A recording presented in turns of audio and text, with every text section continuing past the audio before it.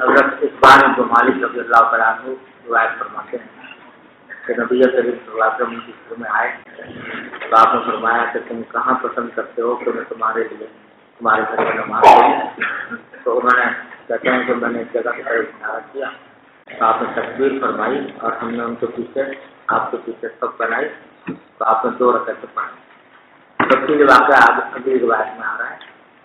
یہاں مقصود یہ ہے کہ جو سگن الباب قائم کیا ہے کہ جب کسی کے گھر میں جائے تو جہاں پر بھی صاحب البیت کہے کہ بھائی یہاں نماز پڑھو یا یہاں بیٹھو وہیں بیٹھنا چاہیے۔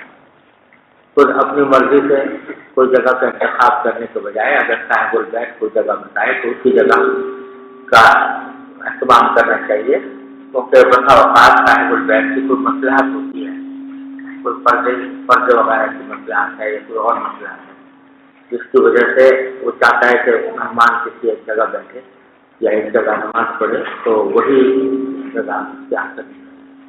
اور یہ جو ہے وہ صفنا خلقہ ہو، یہ ایک نسخے میں تو ہے صفنا یعنی ہم نے سب بنائی، اور ایک میں صفنا صفنا غلط لکھا ہوا، صفنا یعنی ہماری سب جو ہے وہ آپ سے پیچھے تھی، پھر مبتدا خبر۔ اور جیسے میں نے پہلے بھی گزرا عرض کیا تھا کہ اس کا دوسرا مقامات پر آپ سے نوافل کی جماعت ثابت ہے، اور نوافل کی جماعت ویسے وہاں جب بھی ہے تو 2-3 آدمی سے زیادہ کی نہیں ہے، اس واسطے نفیہ کہتے ہیں کہ نوافل کی جماعت میں تداعی کے بغیر ہو تو جائز ہے اور تداعی ہو تو مکروہ ہے تحریم۔ اور تداعی کا مطلب یہ ہے کہ امام کے علاوہ 3 آدمی۔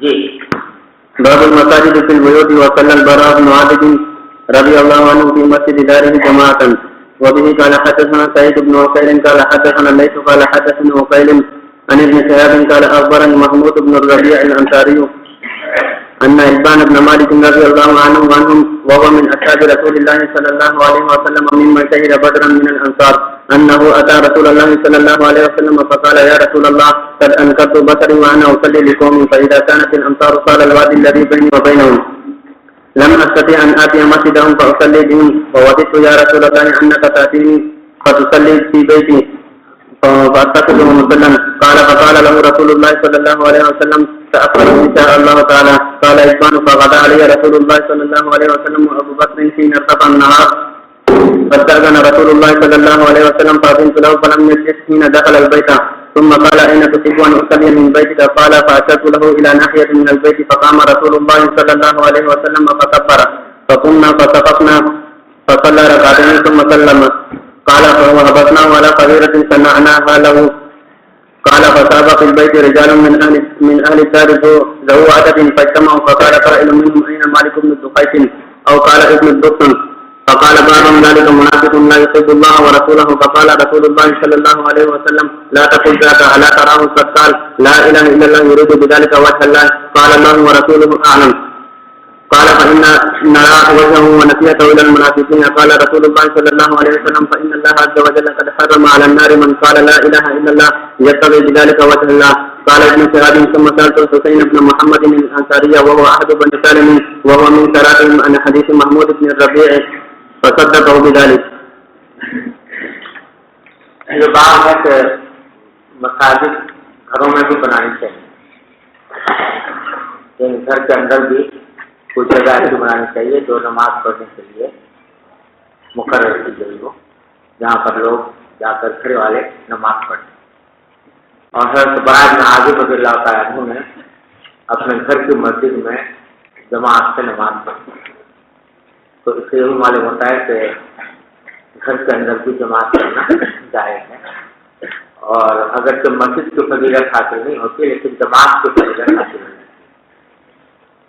اور اب پھر روایت وہ جو پیچھے گزری تھی مختصر اسی کو تفصیل سے روایت کر رہے ہیں۔ حضرت محمود بن ربیع انصاری روایت کرتے ہیں کہ حضرت عثمان بن مالک رضی اللہ عنہ وہ رسول اللہ صلی اللہ علیہ وسلم کے اصحاب میں تھے، اور ان حضرات میں سے من شہید بدر من الانصار، انصار کے ان حضرات میں سے ہیں جو غزوہ بدر میں بھی شامل تھے. انه اتى رسول الله صلى الله عليه وسلم فقال يا رسول الله قد انكرت بصري وانا اصلي بقومي. وہ حاضر ہوئے حضور اکرم صلی اللہ علیہ وسلم کی خدمت پر آ کر عرض کیا کہ یا رسول اللہ میں نے اپنی بصارت کو منکر سمجھا ہے. انکر ینکر انکارن کے معنی ہوتے ہیں کسی چیز کو برا سمجھنا، یعنی میری بصارت جو ہے وہ بری ہو گئی ہے، یعنی بینائی کمزور ہو گئی ہے. وَأَنَا أُصَلِّي بِقَوْمِي، اور میں اپنے قوم کو نماز بھی پڑھاتا ہوں.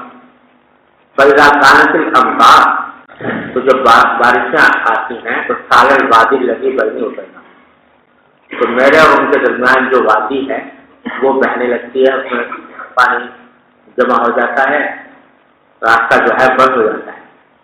لم استطع ان آتیہ مسجدہ، تو میں ان کے مسجد میں جا کر نماز بھی پڑھا سکتا ہوں. تو اسلی ابیم کہ ان کو جا کے نماز پڑھاؤں. سمجھے نا؟ تو اسلیہ جو ہے جواب ہے نفی کا. تو یعنی میں اس بات کی شراط نہیں رکھتا کہ ان کے مسجد میں آؤں اور پھر ان کو نماز پڑھاؤں. دونوں باتوں کی نفی رکھتی ہے، نہ آ سکتا ہوں نہ نماز پڑھا سکتا ہوں. وَوَجِدْتُ يَا رَسُولَ اللَّهِ أَنَّكَ تَأْتِينِي فَتُصَلِّي فِي بَيْتِي، اور یا رسول اللہ میری خواہش ہے کہ آپ تشریف لائیں میرے گھر میں اور میرے گھر میں آ کر کسی وقت کو نماز پڑھیں. فَأَتَّخِذَهُ مُصَلًّى، تو میں اس کو مصلی بنا لوں گا، یعنی جس جگہ آپ آ کر نماز پڑھیں گے میں اپنے گھر کے اندر اسی کو نماز پڑھنے کی جگہ بنا لوں گا اور آئندہ وہاں پر نمازیں پڑھا کروں گا. فقال له رسول اللہ صلی اللہ علیہ وسلم فافعل ان شاء اللہ تعالی، آپ نے فرمایا کہ انشاءاللہ میں کسی وقت ایسا کر لوں گا. قال اعتبان، اگر یہ بھی دیکھو کہ یہ اعتبان بن مالک رضی اللہ تعالیٰ عنہ کا جو گھر تھا یہ قباء کے محلے میں تھا، جو مسجد نبوی سے 3 میل کے فاصلے. تو ایک ویسے نبی کریم صلی اللہ علیہ وسلم کے ذمہ کتنے کام ہیں، کتنی ذمہ داریاں ہیں، جہاد ہے، تعلیم ہے، تبلیغ ہے، دعوت ہے اور پورے ملک کا انتظام ہے، یہ ساری ذمہ داریاں ہیں. ایک آدمی کی خواہش ہے کہ آپ میرے گھر میں آ کر ایک مرتبہ نماز پڑھ لیں تو میں اس کو ہمیشہ کے لیے مصلی بنا لوں. اور وہ آدمی کو اتنا قریب نہیں رہتا کہ وہ جا کے چند منٹ میں وہاں کو پہنچ جائے، 3 میل کے فاصلے پر ہے. تو آپ نے اس کو بھی منظور فرما دیا. تاخل انشاءاللہ قال اعتبان، پھر آگے اعتبان روایت فرماتے ہیں فغدا علی رسول اللہ صلی اللہ علیہ وسلم ابو بکر، رسول کریم صلی اللہ علیہ وسلم صبح کے وقت میں تشریف لائے. آپ اور آپ کے ساتھ حضرت صدیق اکبر رضی اللہ تعالیٰ عنہ جن سے سینر کا پار نہا، جبکہ دن بلند ہو گیا تھا، دن چڑھ چکا تھا. فاستأذن رسول اللہ صلی اللہ علیہ وسلم، آپ نے میرے گھر پر آ کر اجازت مانگی. فأذنت له فلم يجلس حين دخل البيت، جب گھر میں داخل ہوئے تو آپ بیٹھے نہیں. ثم قال، تو فرمایا کہ تحب ان اصلي في بيتك، تمہارے گھر کا کون سے ایسا چاہتے ہو کہ میں نماز پڑھوں. قال فأشرته له الى ناحية من البيت، میں نے ایک گوشے کی طرف اشارہ کر دیا. فقام رسول اللہ صلی اللہ علیہ وسلم فکبر قمنا فوقفنا صلی اللہ علیہ وسلم ثم صلی، 2 رکعتیں پڑھی نفلی. قال وحبسناه على حظيرة صنعناها، حضرت عثمان فرماتے ہیں کہ ہم نے آپ کو روک لیا اس خزیرہ کے اوپر جو ہم نے آپ کے لیے بنایا تھا. خزیرہ یہ ایک طرح کا کھانا ہوتا تھا، جیسے حلیم ہوتا ہے ہمارے یہاں، اس طرح کا کچھ ہوتا تھا. یعنی اس میں اس کو اس طرح بنا دیتے کہ چھوٹے چھوٹے گوشت کے ٹکڑے جو ہیں وہ پانی کے اندر ابالیں اور اس کے اندر جو ہے آٹا بھی ڈال دیا. تو آٹا بھی کو بھی پکا دیا، آٹے میں ملا کر گوشت کو پکا لیا جاتا تھا، اس کو خزیرہ کہتے ہیں. اور بار بار دودھ میں پکا دیا جاتا تھا، اس کو خزیرہ کہتے ہیں. تو وہ ہم نے بنایا ہوا تھا حضور اکرم صلی اللہ علیہ وسلم کے لیے، تو ہم نے آپ کو روک لیا کہ وہ تناول فرما سکتا ہے. فقال بالبيت رجال من اهل الشام، تو جمع ہو گئے گھر میں اس محلے کے لوگوں میں سے بہت سے لوگ. ظاہر ہے جب نبی کریم صلی اللہ علیہ وسلم تشریف لائے ہیں کسی محلے میں کسی گھر میں تو آس پاس کے جو حضرات ہیں ان کو پتہ چلا کہ آپ تشریف لائے ہوئے ہیں، تو ان کی بھی خواہش ہوئی کہ وہ آپ کی زیارت کریں، چنانچہ وہ بھی وہاں پر جمع ہو گئے. تو وہ عدد ہی اچھے خاصے عدد کے لوگ یعنی مناسب تعداد کے لوگ. کوئی تباؤ کا قائل جمع ہو گئے تو کسی نے ایسے ہی پوچھ لیا کہ آئینہ مالک الدخشم یا ابن الدخشم، راوی کو شک ہے کہ ان کا نام مالک ابن الدخشم تھا یا دخشم تھا، تو ان کے بارے میں کسی نے پوچھ لیا وہ کہاں ہے. تو غالباً پوچھنے کا منشا یہ ہوگا کہ وہ بھی اسی محلے میں رہتے ہوں گے اور سارے محلے کے لوگ نبی کریم صلی اللہ علیہ وسلم کی زیارت کے لیے حاضر ہوئے ہیں. تو ایک آدمی نظر نہیں آ رہا تو اس بات سے کسی نے پوچھا ہوگا کہ بھائی وہ کہاں ہے. فقال بعضهم، تو کسی نے کہہ دیا کہ ذالک منافق لا يحب اللہ، وہ تو منافق ہیں، اللہ کے رسول سے محبت نہیں کرتے اور اسی کی نتیجہ ہے کہ آج اس محفل میں حاضر نہیں. فقال رسول اللہ صلی اللہ علیہ وسلم، تو آپ نے فرمایا کہ لا تقل، ایسا مت کرو، کسی کو خامخواہ اپنی طرف سے منافق کہہ دینا یہ بات ٹھیک نہیں ہے. الا تراہ قد قال لا الہ الا اللہ یرید بذلک وجہ اللہ، کیا تم یہ دیکھتے کہ انہوں نے لا الہ الا اللہ کا کلمہ پڑھا ہے، توحید سے قائل ہوئے ہیں، اللہ تعالیٰ کی رضا سے خاطر. تو اس پر وہ صاحب جنہوں نے یہ کہا تھا کہ منافق ہے، کہا اللہ و رسول عالم، اللہ تعالیٰ اور اس کے رسول ہی بہتر جانتے ہیں. قال فإنا نرى وجهه ونصيحته للمنافقين، پھر وجہ بتائی کہ میں کیوں کہہ رہا ہوں کہ وہ منافق ہیں، اس واسطے کہ ہم ان کی توجہات دیکھتے ہیں اور ان کی خیرخواہیاں دیکھتے ہیں منافقین کے ساتھ، یعنی منافقین کے ساتھ اٹھنا بیٹھنا ہے، ان کا وہاں آنا جانا ہے اور ان کے لیے وہ خیرخواہی بھی کرتے رہتے ہیں. تو اس سے قرائن کی وجہ سے ہمارا گمان یہ تھا کہ وہ منافق ہے. قال رسول اللہ صلی اللہ علیہ وسلم، تو آپ نے فرمایا کہ فإن اللہ عز وجل قد حرم علی النار من قال لا الہ الا اللہ یبتغی بذلک وجہ اللہ، اللہ تعالیٰ نے حرام کر دیا ہے آگ پر ہر اس شخص کو جو لا الہ الا اللہ کہے اور کہنے کا مقصد اللہ تبارک و تعالیٰ کی رضا کا حاصل ہے. تو آپ نے وہ ایک طرح سے گواہی دی کہ وہ اخلاص کے ساتھ انہوں نے کلمہ توحید پڑھا ہے، لہذا ان کے بارے میں یہ کہنا کہ وہ منافق ہیں یہ درست نہیں. ارے سمجھ جاؤ بھائی. قال ابن شهاب ثم سألت حسين بن محمد الأنصاري وهو أحد بني سالم وهو من كراتي من حديث محمود بن نبي فصدقه بذلك. یہ ابن شہاب زہری جو ہیں اس حدیث کے راوی ہیں اور محمود بن ربی سے انہوں نے یہ حدیث سنی ہے نا. اور کیا آپ پیچھے پڑھ کر آ رہے ہو کہ محمود بن ربی جو تھے چھوٹے سے بچے تھے ہے نا، اور یاد ہوگا آپ کو کہ یہ 5 سال کی عمر تھی ان کی اور نبی کریم صلی اللہ علیہ وسلم نے ان کے چہرے پر کلی فرمائی. تو اس واسطے ان کو ذرا کچھ شک رہا کہ پتہ نہیں یہ واقعہ تو حضور اکرم صلی اللہ علیہ وسلم کے زمانے کا ہے، انہوں نے صحیح یاد رکھا یا نہیں رکھا، اس واسطے کچھ شک رہا ہوگا ابن شہاب زہری. تو کہتے میں نے حسین بن محمد انصاری سے پوچھا اور وہ بنو سالم کے محلے میں رہنے والوں میں سے ایک تھے. بنو سالم کا محلہ وہ اس قرآ کے اندر واقع تھا جہاں یہ واقعہ اقبال جو مالک کا پیش آیا تھا. تو ان سے کہیں ملاقات ہو گئی تو ان سے پوچھا کہ یہ واقعہ مجھے محمود بن ربی نے بیان کیا ہے، کیا آپ بھی اس سے واقف ہیں، کیا ایسا ہوا تھا؟ وہ من سراتی، اور یہ حسین بن محمد انصاری جو ہیں جو ان کے سرداروں میں سے، سراج جمع شریف کی ہے، شریف ہمارا سردار، یعنی وہ بنو سالم کے سرداروں میں سے تھے، تو اس لیے مجھے خیال ہوا کہ ان کو ضرور یہ واقعہ معلوم ہوگا. ان سے میں نے پوچھا محمد بن ربی کی حدیث کے بارے میں، فقط دفعہ بذالک، تو انہوں نے ترجیح کی جہاں واقعہ کا ایسا ہی پڑھا. جی باب التيمم في دخول المسجد وغيره وكان ابن عمر يبدأ برجله اليمنى فإذا خرج بدأ برجله اليسرى.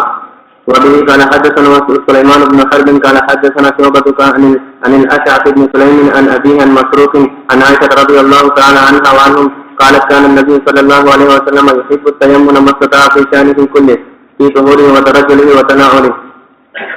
ہر چیز میں آپ دائیں جانے سے شروع کرنے کو پسند فرماتے تھے، یا مسجد میں بھی داخل ہوتے ہوئے دائیں پاؤں پڑے گا. جی باب هل ينبذ قبور مشرك الجاهلية ويتخذ مكانها مساجد لقول النبي صلى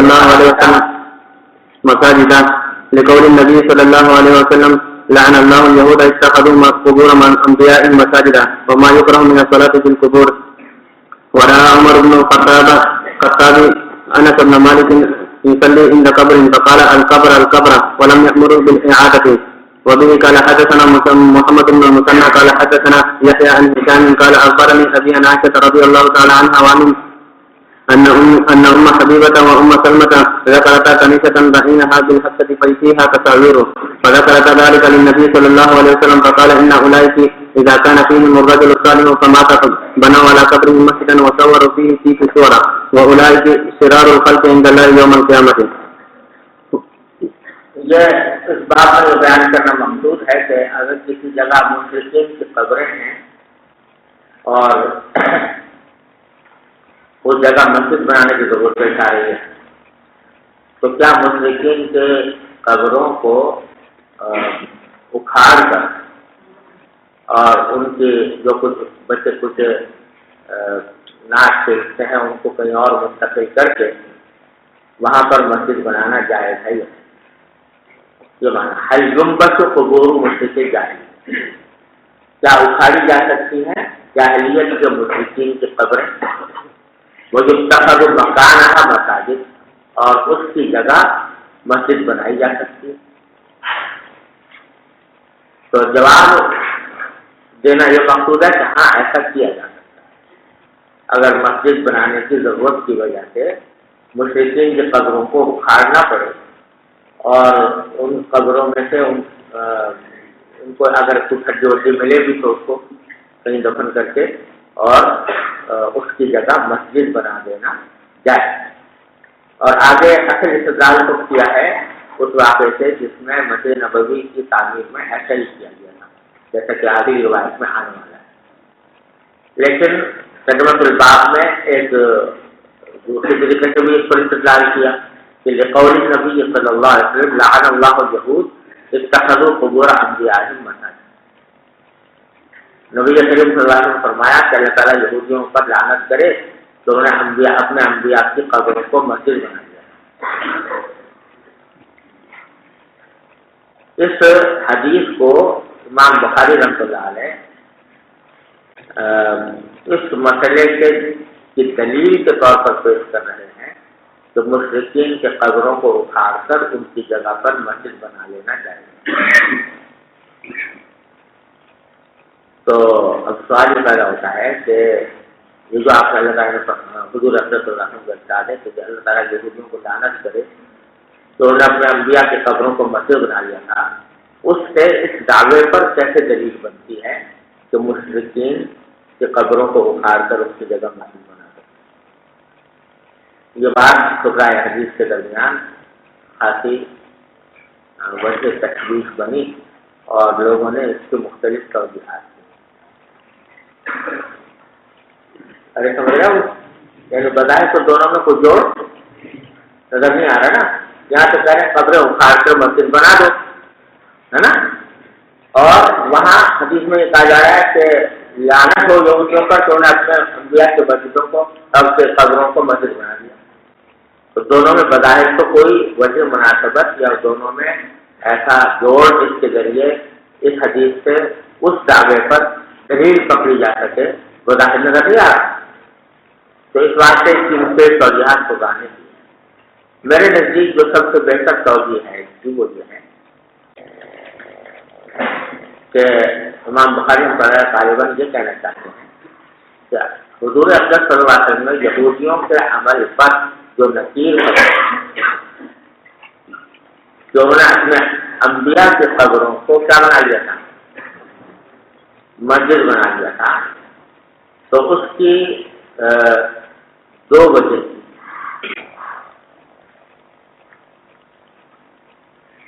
سمجھے نا؟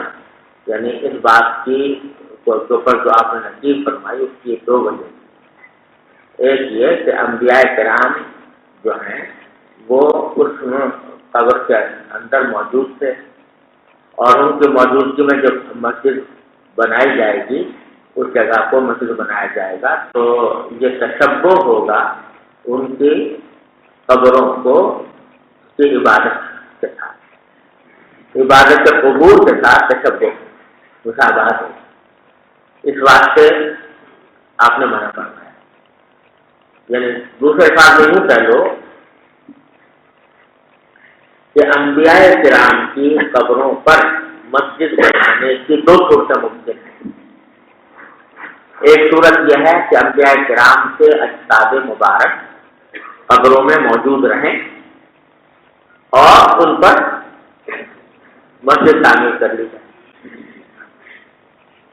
سمجھے نا؟ یہ تو اس وجہ سے برا ہے اور ناجائز ہے کہ اس میں مشابہت ہے عبادت قبر، کہ بھائی چونکہ صاحب تعظیم شخصیت قبر کے اندر موجود ہے، اس کے اوپر مسجد بنا کر عبادت کر رہے ہیں، تو وہ عبادت قبر کے ساتھ مشابہت اس میں پیدا ہوتی ہے، اس میں تو یہ برائی۔ اور اگر بالکل خدا نہ خواستہ کوئی شخص یہ مسجد بنائے اس طرح کہ انبیاء کرام کے جسد مبارک کو وہاں سے منتقل کرتے کہیں اور منتقل کر کے وہاں پر مسجد بنائے، تو یہ اس وجہ سے ناجائز ہے کہ اس میں انبیاء کرام کے اجساد مبارک کی بے حرمتی ہے۔ ارے سمجھ لو، تو ان کے رہتے ہوئے مسجد بنانے میں کیا خرابی ہے؟ تشبہ تو عبادت الاوثان ہے۔ ان کو منتقل کرنے کے بعد مسجد بنانے میں کیا خرابی ہے؟ وہ خود ان کی بے حرمتی اور بے ادبی۔ مشرکین کی قبروں میں یہ دونوں باتیں نہیں پائی جاتی، دونوں علتیں نہیں پائی جاتی۔ نہ تو اگر فرض کرو مشرکین کی قبریں اس میں موجود ہیں تو مشرک کیونکہ قابل تعظیم نہیں ہوتا، لہٰذا اگر اس کے قبر کو برابر کر کے اس پر مسجد بنا دیں تو کوئی شبہ اس بات کا نہیں ہو سکتا کہ اس مشرک کی عبادت کی جائے۔ اور اگر اس کے جسم کو وہاں سے ہٹا کر، جو اس کی ہڈیوں کو وہاں سے ہٹا کر دیں، اس میں بھی کوئی مذاق نہیں ہے، کیونکہ وہ قابل تعظیم نہیں ہے۔ ہٹانا جو ہے ہڈیوں کا وہ منع تھا، کس وجہ سے؟ قابل تعظیم ہونے کی وجہ سے۔ قابل تعظیم وہ ہے نہیں، لہذا اگر ہٹانے سے تو چاہے اس کی ہڈیاں اس میں موجود ہوں، اس کو زمین کو برابر کر کے اس پر مسجد بنا دو، اس میں بھی کوئی برابر نہیں۔ اور اگر وہاں سے ہڈیاں ہٹا کر اس جگہ کو مسجد بنا دے، اس میں بھی کوئی مذاق نہیں، کیونکہ جو علت تھی قبور انبیاء کو مساجد بنانے کی حرمت کی، وہ دو میں سے ایک علت تھی، وہ کوئی علت یہاں پر نہیں پائی۔ ارے سمجھ رہے ہو؟ یہ مطلب سمجھا نہیں سمجھا؟ لقول النبی صلی اللہ علیہ وسلم لعن اللہ اليہود اتخذوا قبور انبیائهم مساجد وما یکرہ من الصلاۃ فی القبور۔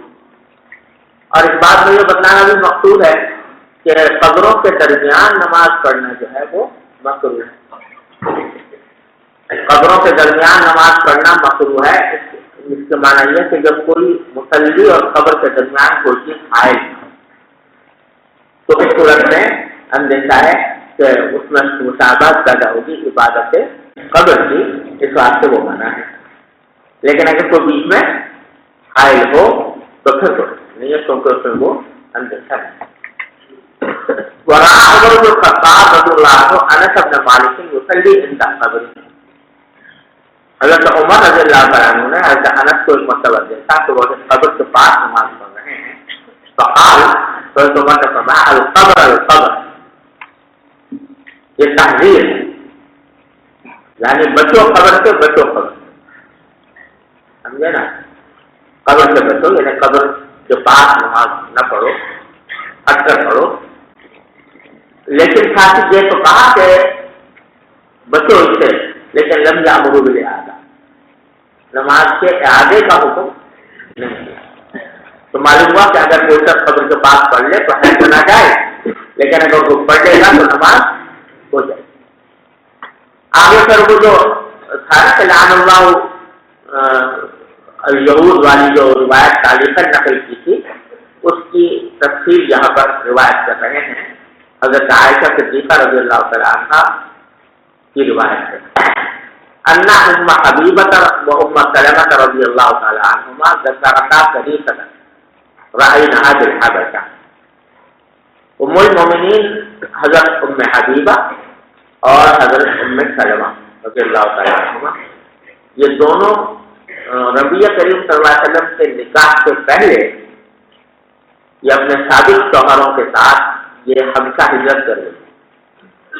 بہت سے حضرات صحابہ نے کفار سے جو موسم سے تنگا کر حبشہ کی طرف ہجرت کی تھی نا، تو ان حضرات نے ام حبیبہ کے سابق شوہر اور ام سلمہ کے سابق شوہر بھی داخل تھے، جو ان کو اپنے ساتھ حبشہ لے گئے تھے ہجرت کرتے ہوئے. تو جب بعد میں یہ آئے تو حبشہ میں جو کچھ دیکھا تھا اس کی کچھ باتیں بیان کیا کرتی تھی.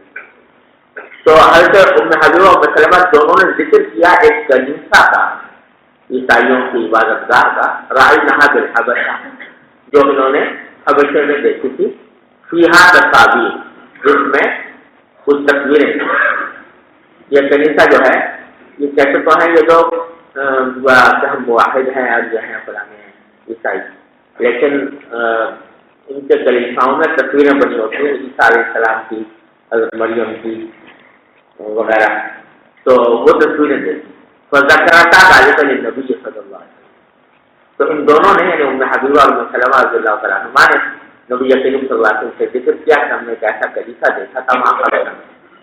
فقال، تو آپ نے فرمایا کہ ان اولئک، یہ لوگ جو تھے پرانے عیسائی، اذا کان فیہم الرجل الصالح، جب کوئی اس کا ان میں نیک کوئی بندہ ہوتا تھا فماتا، اس کا انتقال ہو جاتا اور تو بنو علی قبرہ مسجدا، تو اس کی قبر پر ایک مسجد بنا لیتے.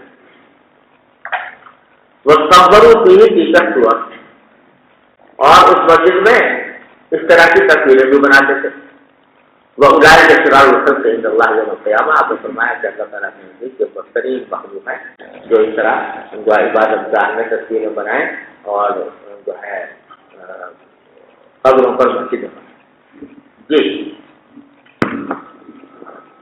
وبه قال حدثنا مسدد قال حدثنا عبد الوارث عن ابي التياح عن انس بن مالك رضي الله عنه وعنهم قال قدم النبي صلى الله عليه وسلم المدينة فنزل أعلى المدينة في حي يقال لهم بنو عمرو بن عوف، فأقام النبي صلى الله عليه وسلم فيهم 24 ليلة، ثم أرسل إلى بني النجار فجاءوا متقلدين السيوف، فكأني أنظر إلى النبي صلى الله عليه وسلم على راحلته وأبو بكر رزقه وملأ بني النجار حوله حتى ألقى بفناء أبي أيوب، وكان يحب أن يصلي حيث أدركته الصلاة ويصلي في مرابض الغنم، وأنه أمر ببناء المسجد فأرسل إلى ملأ بني النجار فقال يا بني النجار تأمنون بحائطكم هذا؟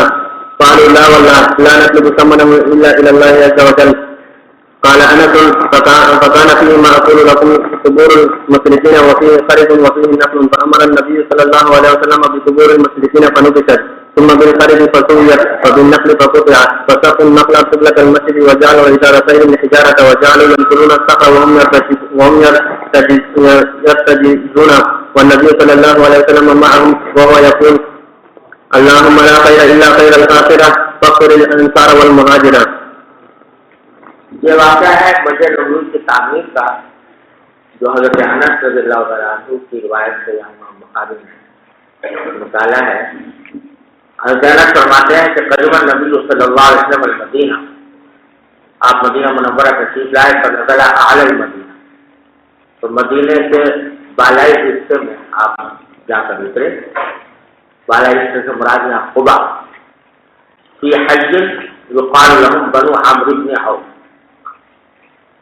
ایک ایسے قبیلے میں جا کر اترے جن کو بنو عمرو بن عوف کہا جاتا ہے، یعنی یہ قبا میں آباد تھے وہ لوگ. فأقام النبی صلی اللہ علیہ وسلم فیہم 24 لیلہ، ان کے درمیان آپ 24 رات وہاں پر مقیم ہیں. 24. ثم ارسل الى بنی النجار، پھر آپ نے بنو نجار کی طرف پیغام بھیجا. یہ بنو نجار جو تھے یہ نبی کریم صلی اللہ علیہ وسلم کے ننیال، آپ کے ننیال یہ رشتہ تھا اس بنو نجار کے قبیلے سے، تو آپ کی خواہش یہ تھی کہ بنو نجار کے قبیلے میں جا کر آباد ہوں، کیونکہ آپ کی ٹھیکیداریاں تھیں وہاں پر۔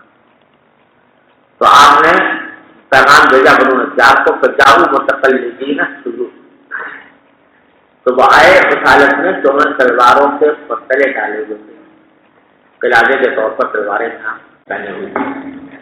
فکأنی انظر الی النبی صلی اللہ علیہ وسلم علی راحلتہ، اب حضرت انس بتا رہے ہیں کہ مجھے وہ منظر ایسا یاد ہے جیسے کہ میں اب دیکھ رہا ہوں نبی کریم صلی اللہ علیہ وسلم کو اپنی راحلہ پر، وابو بکر رضی اللہ عنہ ضد، اور حضرت صدیق اکبر ان کے پیچھے بیٹھے ہوئے تھے، آپ کے پیچھے بیٹھے ہوئے تھے، وملأ بنی النجار حولہ، اور بنو نجار کے جو لوگ تھے وہ آپ کے ارد گرد تھے جب آپ خدا سے مدینہ منورہ کی طرف سے چلے جا رہے تھے، حتیٰ حلقہ میں بنائی ابی ایوب، جہاں تک کہ آپ نے اپنی سواری کو بٹھایا حضرت ابو ایوب رضی اللہ تعالیٰ عنہ کے گھر کی بنا۔ ابو ایوب انصاری رضی اللہ تعالیٰ عنہ کا جو گھر تھا اس کا ایک احاطہ تھا، اس احاطے میں جا کر آپ نے اونٹنی کو بٹھایا، اور دوسری روایت آتا ہے کہ خود اونٹنی بیٹھ گئی، وہاں ناقہ قصبہ وہاں پر بیٹھ گئی۔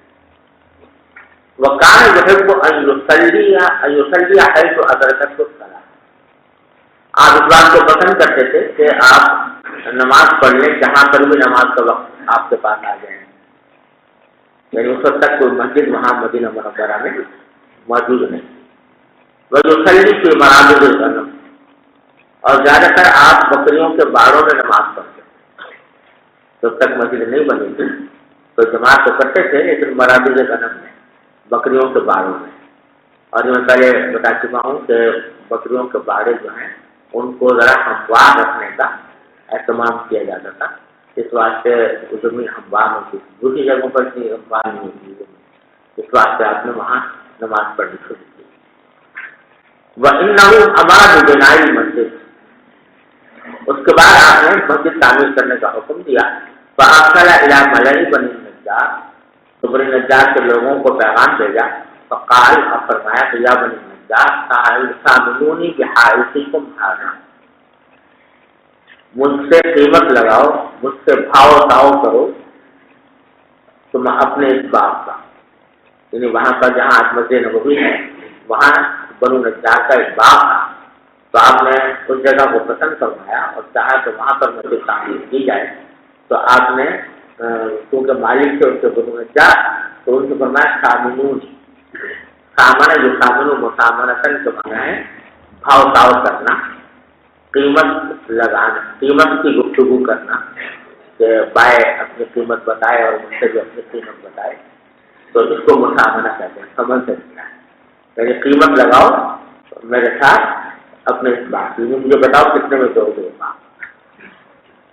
تو قالوا لا والله لا نطلب ثمنه الا على الله عز وجل، ان کو جب یہ پتہ لگا کہ یہ باغ دیا جا رہا ہے مسجد کی تعمیر کے لیے، تو انہوں نے قسم کھا کر کہا کہ ہم اس کی ثمن کو نہیں مانگتے سوائے اللہ سے، کہ اللہ تعالیٰ اس کا اجر مانگتے ہیں، یعنی ہم یہ مفت دیں گے مسجد کو اور ہمیں امید ہے اللہ تعالیٰ اس کو ہمیں اجر عطا فرمائیں۔ قال انس، حضرت انس جو واقعہ بیان کرتے فرماتے ہیں کہ فکان فیہ ما اقول، تو اس باغ میں وہ چیزیں تھی جو میں ابھی آپ کو بتاتا ہوں، کیا چیزیں تھی؟ قبور المشرکین، اس میں کچھ تو مشرکین کی قبریں تھیں، بقیہ خریب، اور اس میں ایک کھنڈر بھی تھا، خریب کہتے ہیں تباہ شدہ عمارت کا جو باقی ماندہ حصہ رہ جاتا ہے وہ، ارے سمجھو بھائیو، خریب کے جانا ویرانے کو بھی کہتے ہیں جہاں پر کوئی تعمیری نہ ہو، اور اگر کھنڈر کو بھی کہتے ہیں یعنی کوئی عمارت جو ہے وہ گر گرا کے پوشیدہ ہو کے اس کے جو آثار باقی رہ جاتے ہیں اس کو بھی خرید کرتے ہیں۔ وکیل نقل، اور اس میں کچھ نقلستان بھی تھا، یعنی کھجور کے درخت تھے. فامر نبی صلی اللہ علیہ وسلم بقبول المشرکین فالنبذ، آپ نے حکم دیا مشرکین کے قبروں کے بارے میں یہ حکم دیا تو ان کو نکال دیا، فالنبذ تو اس کو اکھاڑ دیا گیا. ثم بالخریب فسویت، پھر آپ نے حکم دیا اس کھنڈر کو، کھنڈر جو ہوتا ہے تو اس میں کوئی اونچا کچھ نیچا، کہیں پتھر اکھڑ ہوتا ہے، کہیں گڑھا ہے، کہیں نیچے، تو اس قسم کی کا ہوتا ہے کھنڈر. تو آپ نے حکم دیا تو اس کو برابر کر دیا جائے، انبار بنا دیا گیا، زمین انبار بنا دی گئی. وہ بالنخل بقیا، اور کھجور کے درخت جو تھے ان کے بارے میں حکم دیا آپ نے کہ اس کو کاٹ دیا جائے. سب کو نخلا قدرت المسجد، تو وہ جو درخت کٹے تھے کھجور کے ان کو سب بسب بنا کے رکھ دیا خود مسجد قبلے کی جانب. وہ جعلوا عبادتیہ حجارہ، اور مسجد کی جو چوکٹ تھی وہ پتھروں سے بنائی. چوکٹ ہوتی ہے نا جس کے اوپر دروازہ جس سے جوڑا جاتا ہے، تو وہ پتھروں کی بنائی. وہ جعلوا یدخلون الصخر، اور صحابہ کرام وہ بڑے بڑے پتھر جو ہیں وہ ڈھو کر لانے لگے مسجد نبوی کی تعمیر کے لیے. بہت جب تجدون، جبکہ وہ ڈھو کر لا بھی رہے تھے اور رجز بھی پڑھ رہے تھے. رجز ایک قسم کا شعر ہوتا ہے. والنبی صلی اللہ علیہ وسلم معهم، آپ بھی ان کے ساتھ تھے.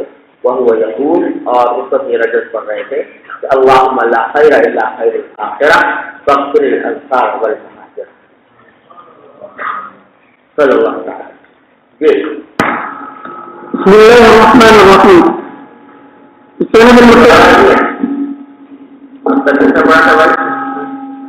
محمد زاہد طالبہ کا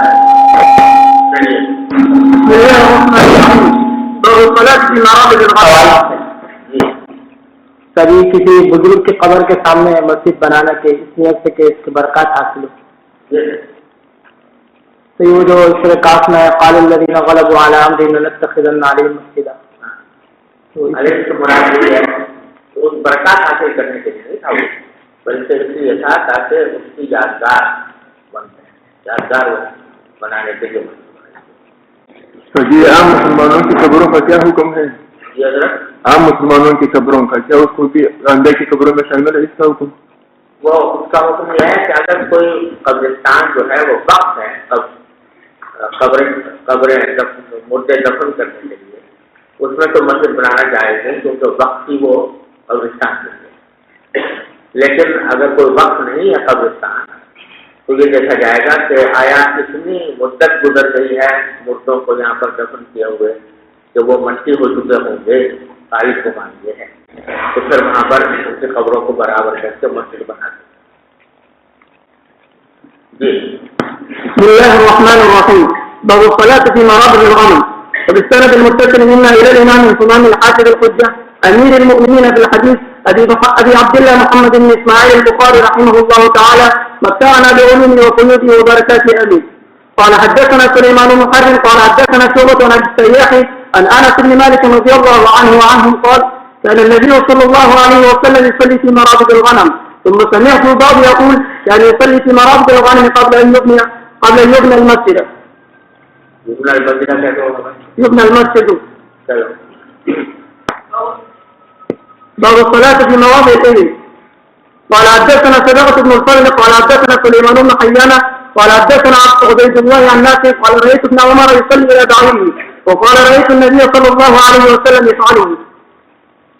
یہ بات ہے نماز پڑھنا طبیل سے مواضع پر، جہاں طبیل موجود ہے، اونٹ موجود.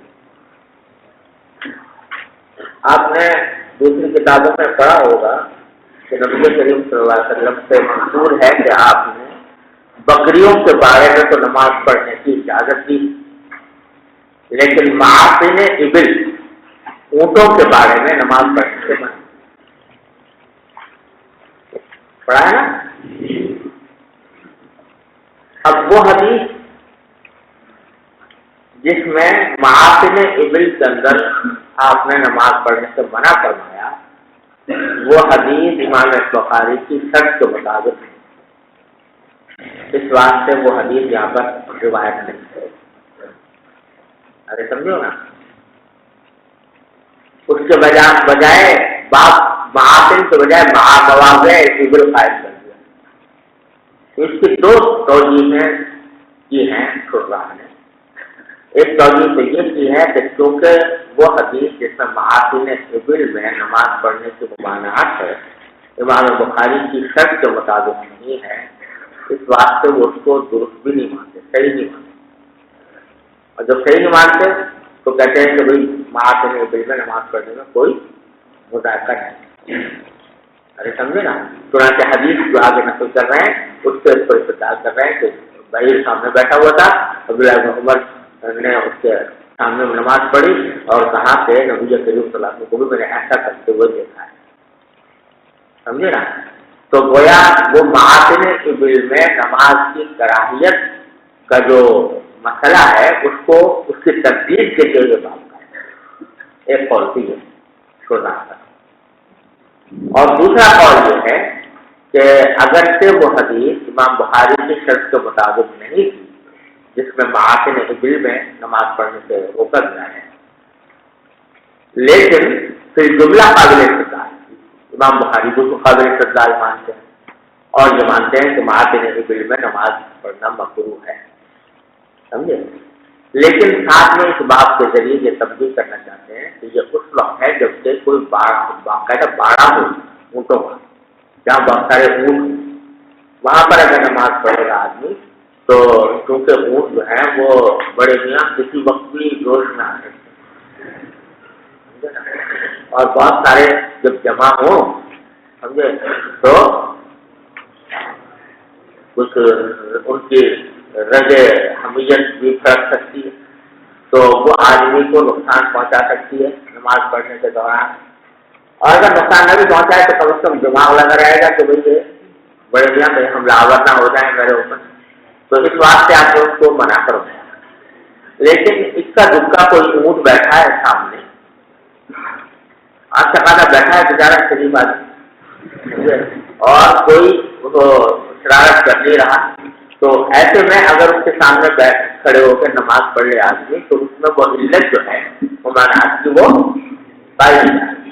لہٰذا اسی واسطے معاصم کے بجائے لفظ استعمال کیا باب الصلاۃ کی مواد کہ جہاں اونٹ بیٹھے. چنانچہ حدیث روایت کی عبداللہ بن عمر نافع کہتے ہیں, میں نے عبداللہ بن عمر کو دیکھا کہ وہ نماز پڑھ رہے تھے اپنے بعیر کی طرف رخ کر کے, اور میں نے دیکھا کہ وہ کہتے ہیں کہ میں نے رسول اللہ کو بھی ایسا کرتے ہوئے دیکھا ہے. تو معلوم ہوا کہ مجرد اونٹ کا قرب جو ہے یہ کوئی کراہت کی وجہ نہیں ہے. اگر کراہت ہے تو کب, جبکہ اس کا بڑا اجتماع ہو باڑے میں, تو وہاں پریشانی ہے, اس بات سے بنا جی. بل من صلى وقدامه تنور او نار او شيء مما يؤخذ فأراد به وجه الله عز وجل. وقال الزهري أخبرني أنس بن مالك رضي الله عنه قال قال النبي صلى الله عليه وسلم غربت علي النار وأنا أصلي. یہ امام بخاری اپنا مطلب بیان کر رہے ہیں کہ اگر کوئی شخص نماز اس حالت میں پڑھے جبکہ اس کے سامنے کوئی چولہا جس میں آگ جل رہی ہے, یا چولہے کے بغیر لذیذ آگ جل رہی ہے, یا کوئی اور چیز ہو جس کی عبادت کی جاتی ہے, جیسے کہ مثلا خلیب لگی ہوئی, یا کوئی تصویر ہی ہو, مجسمہ ہی ہو جس کی عبادت کی جاتی ہے. ان سب صورتوں میں امام بخاری رحمۃ اللہ علیہ یہ فرماتے ہیں کہ اگر وہ نماز کے سامنے مصلی کے سامنے ہو, لیکن اس کا مقصد جو ہے ارادت ہی وجہ اللہ ہے, یہ تو اللہ تعالیٰ کی عبادت کر رہا ہے, اس چیز کی نہیں کر رہا جو سامنے موجود ہے, تو کہتے ہیں ایسا کرنا چاہیے. یہ ہے مسئلہ امام بخاری, اور استدلال کیا ہے اس حدیث سے جو صلاۃ الکسوف کے بارے میں وارد ہوئی ہے کہ نبی کریم صلی اللہ علیہ وسلم جب نماز الکسوف پڑھائی تو آپ نے اگر بعد میں فرمایا, آپ کبھی آگے بڑھتے تھے کبھی پیچھے ہٹتے تھے اس کے اندر, تو آپ نے بعد میں بتایا کہ اس پر جنت بھی پیش کی گئی اور جہنم بھی پیش کی گئی. تو جہنم پیش کی گئی تو ذرا پیچھے ہٹے آپ, تو امام بخاری کہتے ہیں کہ وہاں اس وقت نبی کریم صلی اللہ علیہ وسلم نے آگ کی، اور آگ وہ چیز ہے جس کی مجوسی عبادت کرتے ہیں، یہ ایک ایسی چیز ہے جس کی عبادت کی جاتی ہے، تو پھر بھی آپ نے نماز پڑھی، تو معلوم ہے اگر آگ سامنے ہو تو نماز پڑھنے میں کوئی مزاح نہیں، اور جب آگ کا یہ مسئلہ ثابت ہوا تو ہر وہ چیز جس کی عبادت کی جاتی ہے وہ سامنے ہو تو بھی نماز پڑھ سکتے ہیں۔ ارے سمجھو بھائیو،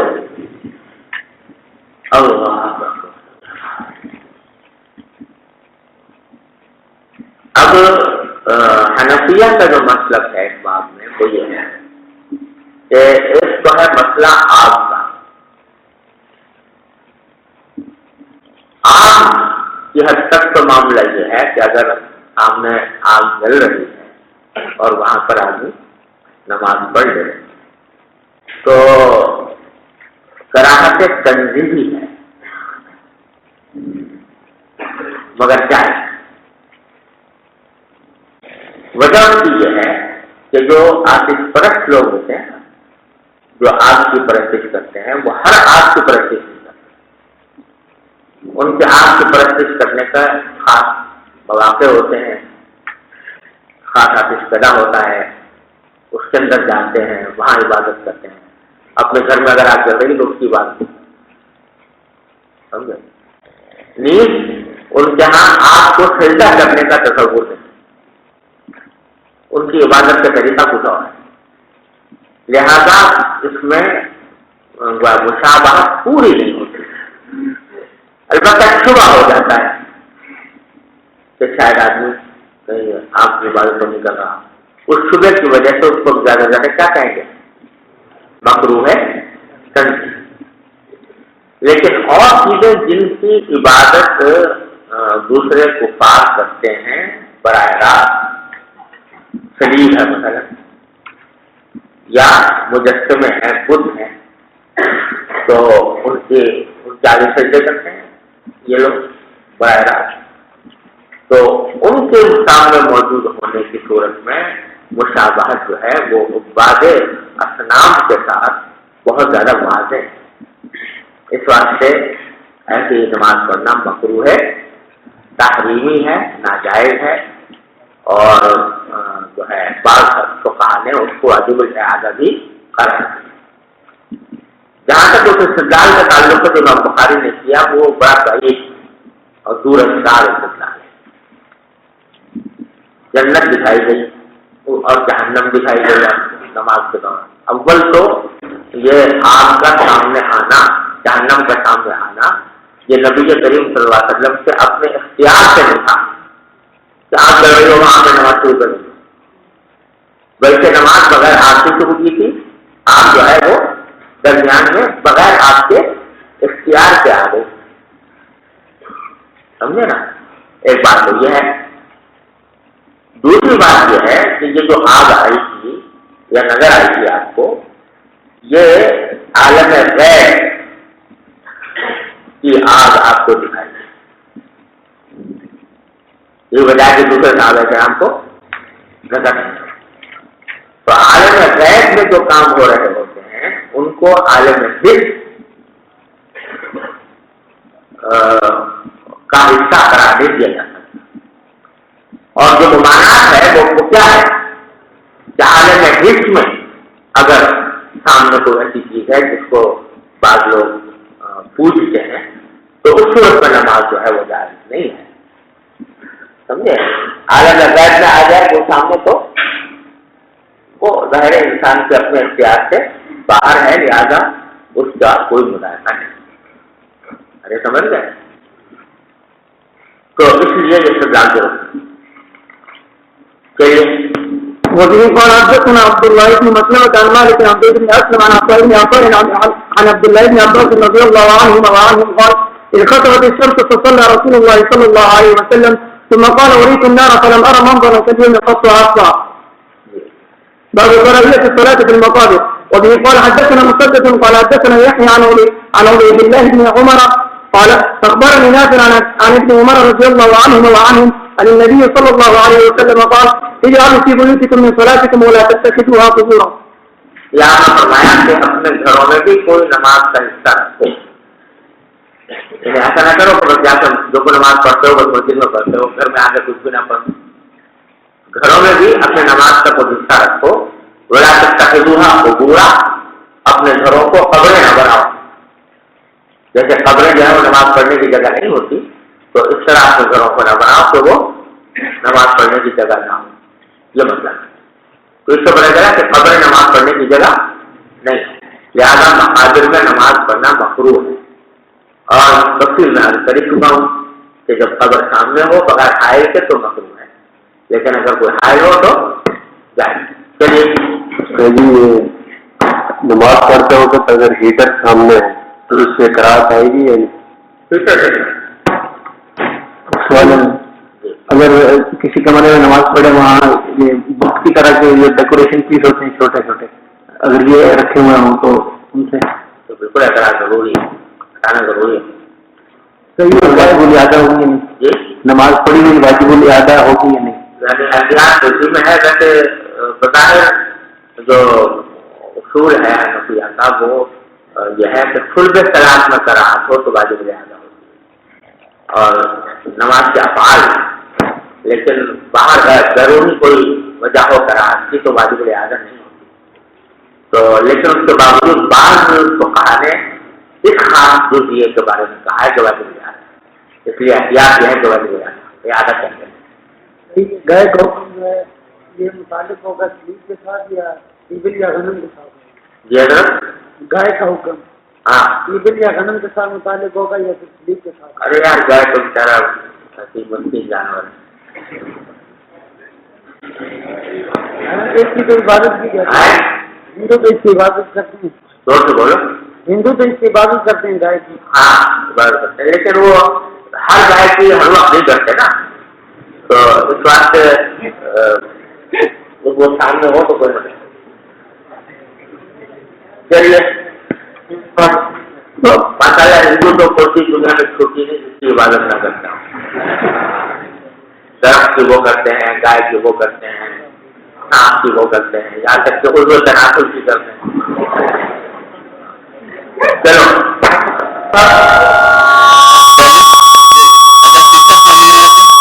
کیا ہو آئینہ اگر سامنے ہو تو آئینہ اس وجہ سے منع نہیں ہے کہ تصویر ہے، لیکن اس سے نماز کے اندر خشوع میں خلل آتا ہے کہ سامنے آدمی نظر آ رہا ہے، اس لیے اس سے بچنا چاہیے.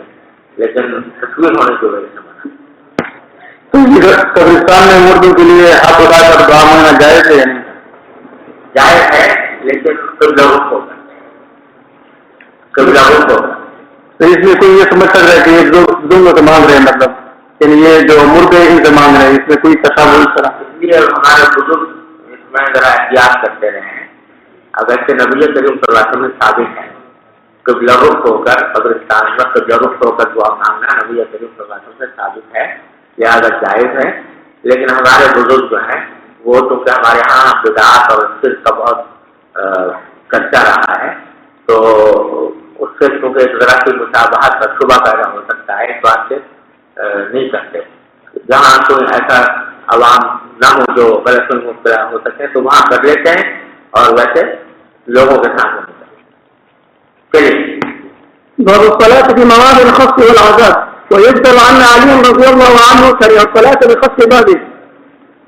وبه قال حدثنا اسماعيل بن عبد الله قال حدثني مالك عن عبد الله بن دينار عن عبد الله بن عمر رضي الله عنهما وعنه أن رسول الله صلى الله عليه وسلم قال لا تدخلوا على هؤلاء المعذبين إلا أن تكونوا باكين، فإن لم تكونوا باكين فلا تدخلوا عليهم لا يصيبكم ما أصابهم.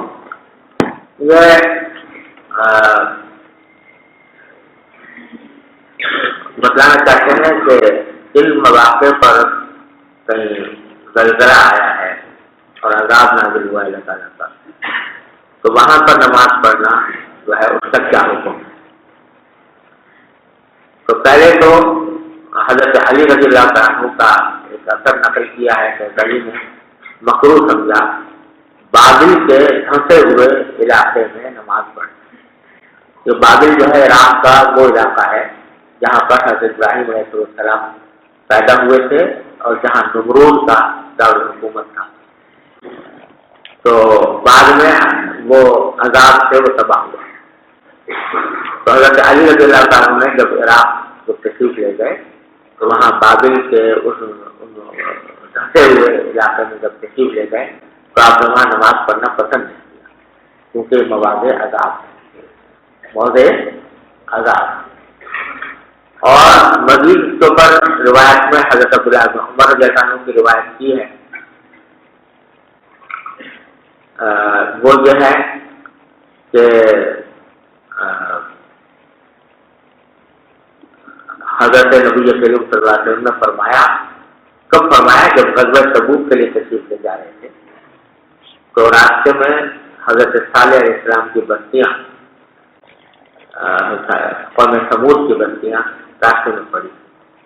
تو جب وہاں پر آپ گزرے تو آپ نے سواریوں کو تیز کر دیا اور فرمایا کہ یہاں سے جلدی نکلو, لا تدخلوا علی ہؤلاء المعذبین, ان معذب لوگوں پر کے پاس داخل نہ ہو, الا ان تکونوا باقین, داخل ہو تو روتے ہوئے داخل ہو, فَإِن تَكُونُوا بَاقِينَ فَلَا تَدْخُلُوا عَلَيْهِمْ, اگر روتے ہوئے نہیں جا رہے ہو تو پھر نہ جاؤ. لا يُصِيبُكُم مَّا أَصَابَهُم, ایسا نہ ہو کہ جو عذاب ان کو آیا تھا وہ تم کو بھی اس کا کوئی زہریلے اثرات پہنچ جائے. تو آپ نے وہاں ٹکنے سے منع فرمایا, رکنے سے منع فرمایا, سواری کو تیز کر دیا, جس سے معلوم ہوا کہ وہاں پر نماز پڑھنے کے لیے رکنے کی بھی ضرورت نہیں, نکل گیا اور نماز پڑھنا ہو تو آ گیا. ہاں اگر مجبوری ایسی پیش آ جائے کہ نماز کا وقت نکل رہا ہے اور کوئی جگہ نہیں ہے نماز پڑھنے کی تو مجبوری, لیکن نہ یہ ہے مقصود امام بخاری رحمۃ اللہ علیہ کا اقبال. اور حنفیہ کا کہنا یہ ہے کہ ویسے تو وہاں قصد کر کے جانا اور قصد کر کے اس سے جو ہے اس میں وہاں پر ٹھہرنا یہ ہے جس کی ممانعت کی گئی, بلکہ تیز نکل جائے وہاں. لیکن اگر کوئی سب پہنچ گیا ہے کسی وجہ سے اور نماز پڑھ لے وہاں پر تو اس میں کوئی مذائقہ نہیں ہے, کیونکہ بے شک موضع عذاب ہے لیکن اس موضع عذاب میں اللہ تعالیٰ کی طرف رجوع کرے کوئی بندہ تو اللہ تعالیٰ کی طرف رجوع کرنا یہ اس کے موضع عذاب کے ہونے سے منافی نہیں. جی یہ حکم جو ابھی بیان فرمایا گیا تو یہ جو ابھی مانسیرے میں یا بالاکوٹ وغیرہ میں زر چلے آئے تو یہ بھی اس میں شمار ہوں گے؟ بھائی یہ تو کچھ کہا نہیں جا سکتا. اللہ تبارک و تعالیٰ یہ جو واقعات دکھاتے رہتے ہیں اس میں دونوں احتمال ہوتے ہیں. یہ بھی احتمال ہے کہ یہ طبعی واقعہ ہو, یہ بھی احتمال ہے کہ لگتا ہے کوئی عذاب ہو. یہ ان جگہوں کی بات ہو رہی ہے جہاں سے عذاب ہونا جس کا منصوص ہے, ثابت ہے, منصوص ہے. جی ابھی آپ نے بتایا کہ قبروں کی جگہ مسئلہ اگر وہ اتنی پوشیدہ نہیں ہو کہ یہاں مٹی بند نہیں ہو تو اس کے لیے کوئی مدت ہے کہ کتنے دنوں کے بعد ہو؟ یہ مدت جو ہے یہ مختلف علاقوں میں مختلف ہوتی ہے, تجربہ کار لوگوں کو اندازہ ہوتا ہے. بعض جگہوں پر مردے کی لاشیں جو ہے وہ جلدی مٹی بن جاتی ہیں, بعض میں زیادہ وقت لگتا ہے. سرد علاقے ہیں نا مثلا تو وہاں زیادہ دیر لگتی ہے مٹی بننے, گرم علاقوں میں کم دیر لگتی ہے. تو یہ علاقے کے تجربہ کار لوگوں کو اندازہ ہوتا ہے کہ آیا تو مٹی بن کو ہو گئی. جی وہ قبریں جس کو لوگوں نے جگہ بنایا ہو اس کا جگہ جی قبریں جی اس کا مٹانا جائز ہے یا نہیں؟ مٹانا جی مٹانا تو نہیں, لیکن اس کو چھوٹا کرنا کہ جو بالغ کے برابر آ جائے ٹھیک ہے. باب الصلاة في البيعة. وقال عمر رضي الله عنه إنا لا ندخل كنائسكم من أجل التماثيل التي فيها الصور, وكان ابن عباس يصلي في البيعة إلا بيعة فيها تماثيل. وفي جو ہے نا یہ بعض اوقات نصارہ کی عبادت گاہ کو کہتے ہیں, بعض اوقات یہودیوں کی عبادت گاہ کو کہتے ہیں. تو اس میں حضرت عمر کا قول نقل کیا ہے کہ آپ نے حضرت نصارہ سے خطاب کرتے ہوئے فرمایا کہ اللہ لعنت خلو کرائے سکوں, ہم لوگ تمہارے طریقوں میں داخل نہیں ہوتے، من اجل تماثیل التي فيها الصور، ان مجسموں کی وجہ سے جن کے اندر سے تصویریں ہیں، تو ہم اس وجہ سے نہیں جاتے، جس کے معنی یہ ہوئے کہ اگر وہ تصویریں نہ ہوں تو نماز پڑھنے میں کوئی بڑھاتا ہے۔ ارے سمجھو تو کو کلھا مسجدن کے عموم میں وہ بھی داخل ہے، سمجھ گئے؟ اور آج کل تو ماشاء اللہ مغربی ملکوں میں، یورپ میں، امریکہ میں مسلمان جو ہیں جس میں کلیسا ہیں وہ رفتہ رفتہ سب خرید کے مسجدوں میں تبدیل کر رہے ہیں، تو وہ ان کے یہاں کلیساؤں کو بیچنا جائز، ہمارے یہاں مساجد کو بیچنا جائز نہیں، ہمارے یہاں کلیساؤں کو بیچنا جائز ہے۔ اور کلیسا جو ہے ویران پڑے ہوئے بڑے بڑے عالیشان شاندار جو اربوں روپے سے تعمیر ہوئے جو کلیسا ہیں ویران پڑے، کوئی جاتا ہی نہیں، اتوار کے دن کو دو چار آدمی پہنچ گئے، باقی ویران پڑے، جب ویران پڑے تو وہ بیچ دیتے اور ماشاء اللہ مسلمان خریدتے ہیں اور ان کو مسجد بنا دیتے۔ چلو قال حدثنا محمد بن سلام قال اخبرنا عبد عن هشام بن عروة عن ابي عن عائشة ان ام سلمة ذكرت لرسول الله صلى الله عليه وسلم كنيسة بعد هذه ارض الحبشة يقال لها ماريا، فذكر له ما رأسها من الصور، وقال رسول الله صلى الله عليه وسلم اولئك قوم اذا مات فيهم الرجل الصالح اذا مات فيهم العبد الصالح وقال الرجل الصالح ولو على قبر مسجد يصور فيه تلك الصور اولئك شرار الخلق عند الله. باب حدثنا ابي قال حدثنا ابو اليمان قال اخبرنا سعيد عن الزهري قال اخبرني عبيد الله بن عمر عبد الله بن غفة ان عائشة عبد الله بن عباس رضي الله عنهما وعنهم قال لما نزل برسول الله صلى الله عليه وسلم رفق يقرأ خميسة له على وجهه فإذا اغتم بها فكشف وجهه فقال وهو كذلك لعنة الله على اليهود والنصارى اتخذوا قبور انبيائهم مساجد يحذر ما صنعوا. یہ عائشہ عبداللہ بن عباس رضی اللہ عنہما دونوں سے روایت ہے کہ لما نزل برسول اللہ، جب رسول کریم صلی اللہ علیہ وسلم پر وفات کا وقت قریب آیا، تو نزلہ نظر ینزلو ویسے تو لازم ہوتا ہے نا اترنا، لیکن اس کو بعض اوقات جب مجبور پڑھتے ہیں تو مجبور پڑھنے کے معنی ہے جب تم کسی کے اوپر موت آنے لگی ہو تو اس کو کہتے ہیں کہ نزلہ، تو یہ شخص جو ہے موت کے قریب آ گیا۔ تو جب رسول اللہ صلی اللہ علیہ وسلم کے وفات کا وقت قریب آیا تو فقیقہ یقرأ خمیصۃ لہ علی وجہہ، تو آپ اتارنے لگے کمبل کو جو آپ کے چہرے مبارک پر تھا، بار بار اٹھاتے یعنی گھٹن سے، فإذا اغتم بها، یعنی مجھ سے غلطی ہوئی، یہاں معنی یہ ہے کہ آپ اپنے اوپر تو چہرے پر ڈالتے تھے کمبل، لیکن اذا اغتم بها جب اس میں گھٹن محسوس فرماتے تو پیسہ باہر نہیں، تو اس کو اپنے چہرے مبارک سے کھول دیتے، یعنی کچھ دیر کے لیے اوڑھتے کو گھٹن لگتی ہٹا دیتے۔ فقال وهو كذلك، اسی حالت میں آپ نے یہ بات فرمائی کہ لعنۃ اللہ علی اليهود والنصارى اتخذوا قبور انبیائهم مساجد، یحذر ما صنعوا، یہ بات آپ کو فرما رہے تھے، یہ فرما رہے تھے تاکہ لوگوں کو ڈرائے اس عمل سے جو انہوں نے کیا تھا، یعنی ایسا نہ ہو کہ تم لوگ مسلمان میری قبر کے ساتھ یہ معاملہ سن لو۔ جی سوال ہے یہاں پہ فرمایا کہ نصارہ کا بھی تذکرہ ہے کہ لعنت اللہ علی الیہود والنصارى اتخذوا قبور انبیاء، حالانکہ نصارہ کی طرف اول تو صرف عیسیٰ علیہ السلام مبعوث ہوئے ہیں اور ابھی نہیں ہوتا، جی اور ابھی نہیں ہوتا، اور بھی ہے، لیکن ان کی کوئی قبر نہیں ہے کہ انہوں نے اس کو مسجد بنایا عیسیٰ علیہ السلام۔ یہ کیسے بنا دیا یہ کہاں سے آپ کو وہ بنا دی؟ لعنت اللہ علی الیہود والنصارى اتخذوا قبور انبیاء، دونوں ہی کہا ہے کہ جو آپ کہہ رہے ہیں کہ انہوں نے کسی نبی کی قبر کو مسجد نہیں بنایا، یہ کیسے کہہ دیا آپ نے؟ یہ کہیں کہ آپ کو اس طرح ملی اس بات کی؟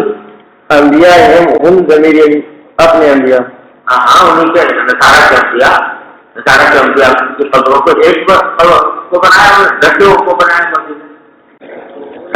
سب سے بڑا دنیا میں ان کا سب سے بڑا کلیسا ہے وہ سینٹ پیٹر کا قبر پر بنایا ہوا ہے، جو عیسائی کرام کے جو حواری تھے بزرگ ان کو وہ نبی مانتے ہیں، اور ان کی قبر کے اوپر سب سے بڑا دنیا کا سب سے بڑا کلیسا جو ویٹیکن کا کلیسا کہلاتا ہے تو روم کے اندر اٹلی میں، وہ سینٹ پیٹر کا ہے، بطرس کا، جو حضرت عیسیٰ علیہ السلام کے حواری تھے اور ان کو وہ سب سے بڑا نبی مانتے ہیں عیسیٰ علیہ السلام۔ وبه قال حدثنا عبد الله بن مسلمة عن مالك عن ابن سعد عن سعيد بن المسيب عن ابي هريرة رضي الله عنه ان رسول الله صلى الله عليه وسلم قال قاتل الله اليهود اتخذوا قبور انبيائهم مساجد. باب قول النبي صلى الله عليه وسلم جعلت لي الارض مسجدا وطهورا. وبه قال حدثنا محمد بن سلام قال حدثنا وسيم قال حدثنا سيار هو ابو الحكم قال حدثنا يزيد الفقير قال حدثنا جابر بن عبد الله رضي الله عنه وعنه قال رسول الله صلى الله عليه وسلم اوتيت خمسا لم يؤتهن احد من الانبياء قبلي وصرت بالرعب مسيرة شهر وجعلت لي الارض مسجدا وطهورا وايما رجل من امتي ادركته الصلاة فليصلي وحلت لي الغنائم وكان النبي يبعث الى قومه خاصة وبعثت الى الناس كافة واوتيت الشفاعة. بسم الله الرحمن الرحيم. باب نوم المرأة في المسجد. وبالسند المتصل منا الى الامام الامام الحافظ الحجة امير المؤمنين في الحديث ابي عبد الله محمد بن اسماعيل البخاري رحمه الله تعالى ومتعنا بعلومه وفيوزه وبركاته امين. قال حدثنا عبيد بن اسماعيل قال حدثنا ابو اسامة عن هشام عن ابيه عن عائشة رضي الله تعالى عنها وعنهم ان وليدة كانت سوداء لحي من العرب فعاطفوها وكانت معهم قالت فخرجت صبية لهم عليها وشاح احمر من سيور قالت فوضعته او وقع منها فمرت به حديات وهو ملقا فحسبته لحما فسقطته قالت فالتمسوه فلم يجدوه قالت فاتهموني به قالت فطفقوا يفتشوني حتى فتشوا قبلها قالت والله اني لقائمة معهم اذ مرت به الحديات فالقته قالت فوقع بينهم قالت فقلت هذا الذي اتهمتموني به زعمتم وانا منه بريئة وهو ذا هو قالت فجاءت الى رسول الله صلى الله عليه وسلم فاسلمت. قالت عائشة رضي الله تعالى عنها فكانت لها حباء في المسجد أو حس قالت فكانت تأتيني فتحدث عندي قالت فلا تجلس عندي مجلسا إلا قالت ويوم بشاح من تعاجيب ربنا ألا إنه من بلدة الكفر أنجاني. قالت عائشة رضي الله تعالى عنها فقلت لها ما شأنك لا تقعدين معي مقعدا إلا قلت هذا قالت فحدثتني بهذا الحديث. یہ ایک واقعہ ہے جو امام بخاری نے یہاں حضرت عائشہ صدیقہ رضی اللہ تعالیٰ عنہا کے حوالے سے بیان فرمایا ہے۔ حضرت عائشہ فرماتی ہیں کہ یہ ایک سیاقام کنیز تھی کسی عرب قبیلے کی، وہ جو ہے کہیں سے اپنا آگے تھی، مدینہ منورہ چلی تھی اور آ کر اسلام لے آئی تھی مدینہ منورہ میں، تو اس کی ایک جھونپڑی ڈال دی گئی تھی مسجد میں، اس میں وہ رہتی تھی۔ تو وہ میرے پاس آیا کرتی تھی، جب بھی آتی تو ایک شعر پڑھا دیتی تھی، جو پڑھتی تھی کہ وہ یوم الوشاح من تعاجیب ربنا الا انہا من بلدۃ الکفر انجان۔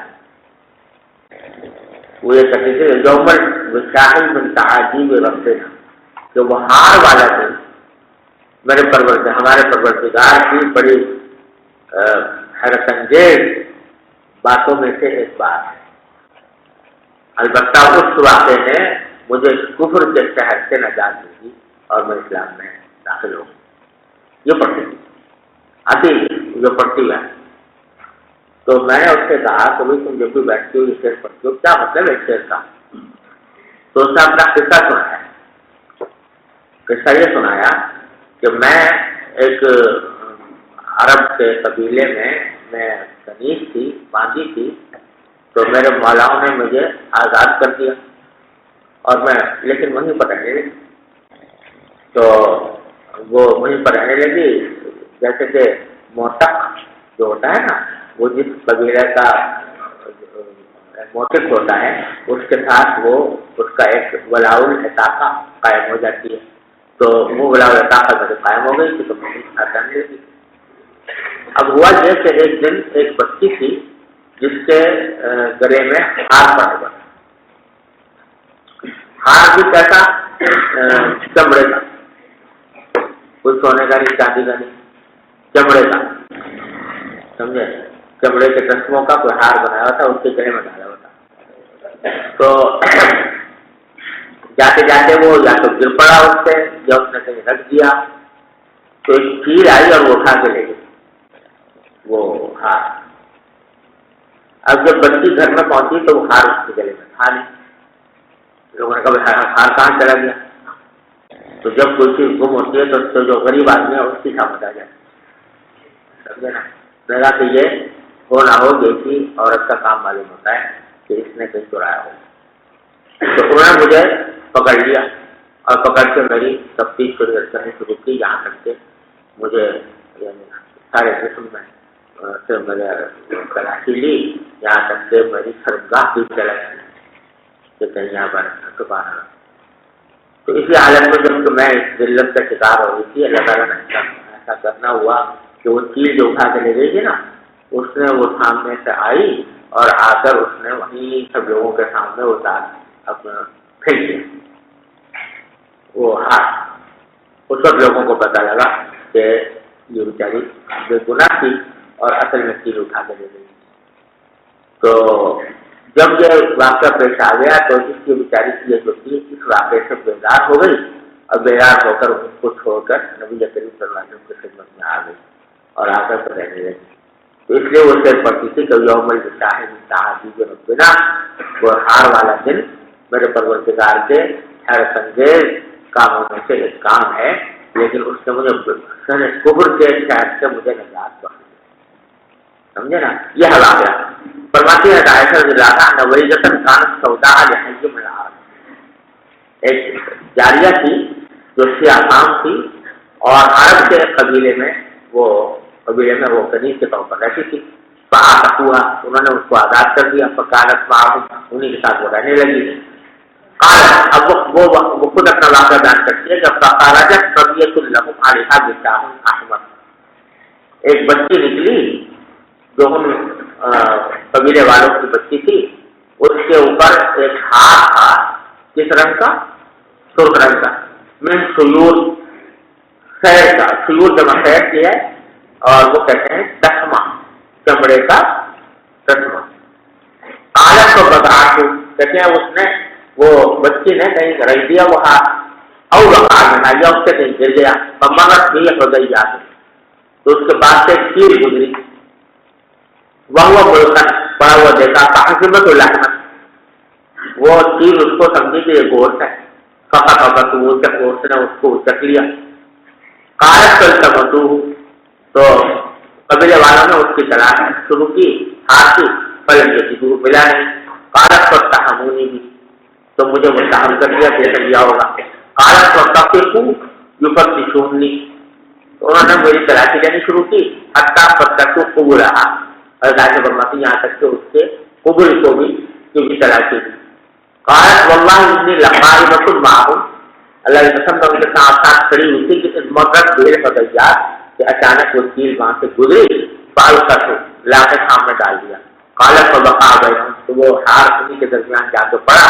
कालक बकुल तो हाथ मैंने कहा भी यह है वो हाथ जिसका तुमने मुझ पर तुमने तहमत मुझ पर लगाई। दाम तुम बहाना नहीं बढ़ेगा, तुम यह दावा कर रहे हो तो मैंने कर बची थी, हालांकि मैं इससे बड़ी थी। वह हुआ दाम हुआ और जब वो सामने पड़ा है तुम्हारे कालक फरमाते हैं तो वो आ गई रसूलुल्लाह सल्लल्लाहु अलैहि वसल्लम के पास आकर इस्लाम लाई। अल्लाह फरमाती हैं और कानत लहाक के बाहों पर बन गई, तो उसका खेमा है एक मस्जिद में और हिप्सुन या झोपड़ी, झोपड़ी को कहते हैं, यानी मस्जिद के अंदर उसने खेमा लगाया हुआ था या झोपड़ी बनाई थी। इसी पर इमाम बुखारी ने बाब कायम किया बाबुल नौमिल पर अति फिल मस्जिद, कि जब वो वहां पर झोपड़ी की उसकी तो छोटी भी होगी तो मालूम औरत का सोना मस्जिद में जाएगा। बात यह है कि मर्द हो या औरत हो, हनफिया के नजदीक मस्जिद के अंदर सोना आम हालात में मकरूह है, अलबत्ता जायज है चंद लोगों के लिए। एक वो जिसका कोई घर ना हो और मस्जिद में सो जाए, तो और कोई जगह है नहीं बेचारे में सोने के लिए, या मुसाफिर हो या मोतकिफ हो, समझे ना। तो यह खातून जो थी ये क्या थी? मुसाफिर थी, घर तक उठाने कोई और جو ہے عزیز قریب بھی نہیں تھا، اس واسطے یہاں پر ہے، سمجھا ہے؟ اور عورت کا ویسے تنہا رہنا جو ہے یہ فتنہ کا سبب ہو سکتا ہے، اس کی وجہ سے اس سے اعتراض کرنا چاہیے طریق کا، لیکن فی نفسی ہی جو عورت کے سونے مرد کے سونے کا حکم ہے وہی عورت کا حکم ہے. جی باب نوم الرجال في المسجد. وقال ابو قلابة عن انس بن مالك قدم رهط من عفن على النبي صلى الله عليه وسلم وكانوا في الصفة. وقال عبد الرحمن بن ابي بكر رضي الله تعالى عنه كان اصحاب الصفة الفقراء. وبه قال بات اور بھی سمجھ لینا کہ یہ جو خاتون جن کا ذکر آیا ہے کہ ان کا چھوٹی مسجد میں تھی، تو ظاہر ہے کہ عین مسجد میں نہیں بلکہ مسجد کے بنا میں احاطے میں ہوگی، اور احاطے کا وہ حکم نہیں ہے جو مسجد کا ہے. اسی طرح جو یہاں پر امام بخاری ثابت کرنا چاہ رہے ہیں کہ مردوں کا بھی سونا جائے گا مسجد میں، تو ابو قلابہ کی روایت کی جانب سے کہ ایک راہب آیا تھا عقل کا، یعنی وہ اورنجی نبی کریم صلی اللہ علیہ وسلم کے پاس، اور وہ صفے میں رہتے تھے، شروع میں صفے میں رکھا تھا. تو بتانا چاہتے ہیں کہ صفے میں لوگ جو رہتے تھے وہ وہیں پر سوتے بھی تھے، اور صفہ مسجد میں تھا تو مسجد میں سونا چاہیے ہوگی. ارے سمجھو، تو اس کے دو جواب ہیں. ایک یہ کہ صفہ جو ہے وہ مسجد کا حصہ نہیں تھا، مسجد کے احاطے میں تھا. دوسرا یہ بھی ہو سکتا ہے کہ جیسا میں نے اکثر جس کا کوئی گھر کرنا ہو ان کے لیے سونے کی گنجائش ہے.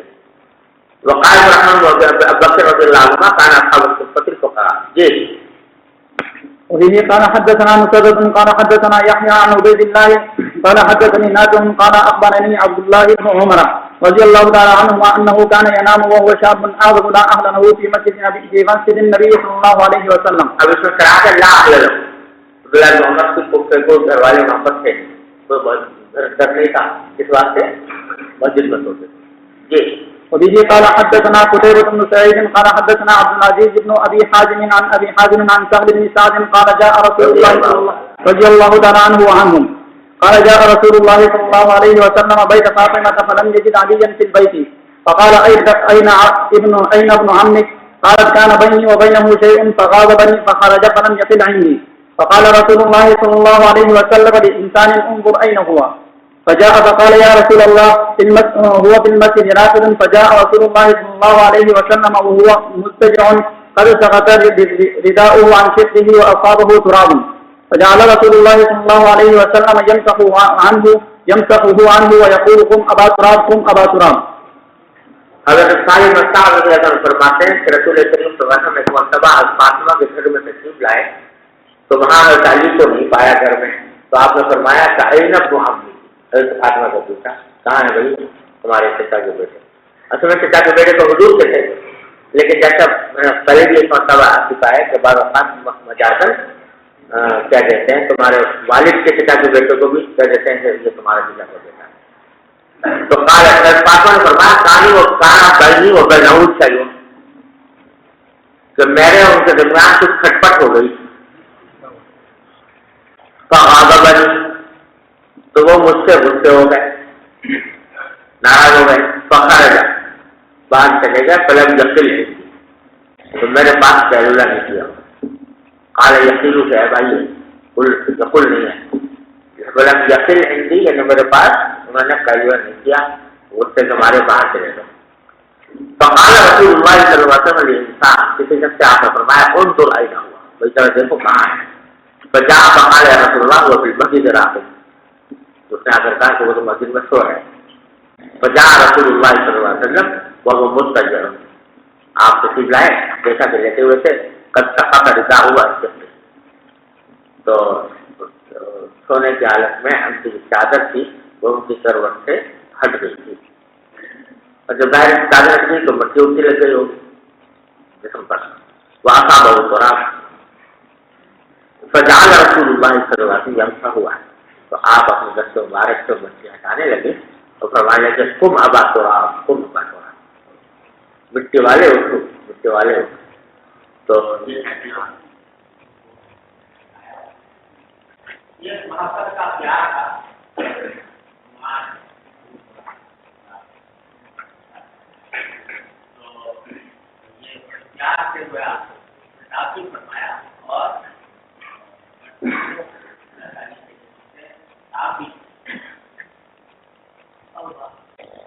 اجتماع بخاری سے جاری کرتے ہیں کہ کہیں سو رہے ہیں آپ معلومات ہونا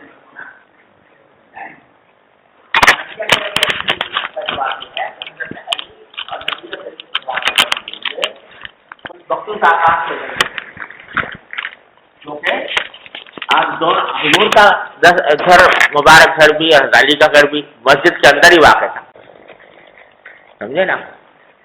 اور یہاں تک آپ نے ارشاد فرمایا تھا کہ لا یجنب فی ھذا المسجد احد غیری وغیرہ کا، کہ اس مسجد میں میرے اور تمہارے سوا کسی کے لیے جنابت کی حالت میں رہنا جائز نہیں، کیونکہ رہتی تو وہاں اس واسطے جنابت کی حالت بھی پیش آ جاتی تھی تو حضرت علی کو یہ بھی خصوصیت حاصل تھی. تو اس واسطے اگر وہ سو گئے اور ان کو منع نہیں فرمایا تو اس سے دوسرے لوگوں کے سونے پر استدلال نہیں. جی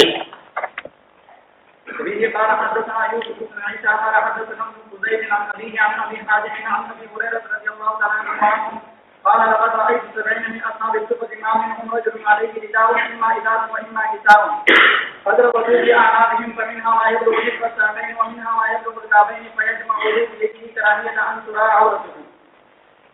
رضی اللہ تعالیٰ عنہ اجمعین. اب یہاں لانے کا مقصد صرف یہ ہے کہ اصحاب صفہ تھے، صفے میں رہتے تھے، مسجد کا حصہ تھا، وہیں سوتے تھے، لہذا ان سے مسجد میں سونے پر استدلال کر رہے ہیں ہم بخاری. جواب پہلے عرض کر چکا ہوں. جی باب الصلاة إذا قدم من سفر. وقال كعب بن مالك رضي الله تعالى عنه كان النبي صلى الله عليه وسلم إذا قدم من سفر بدأ بالمسجد فصلى فيه.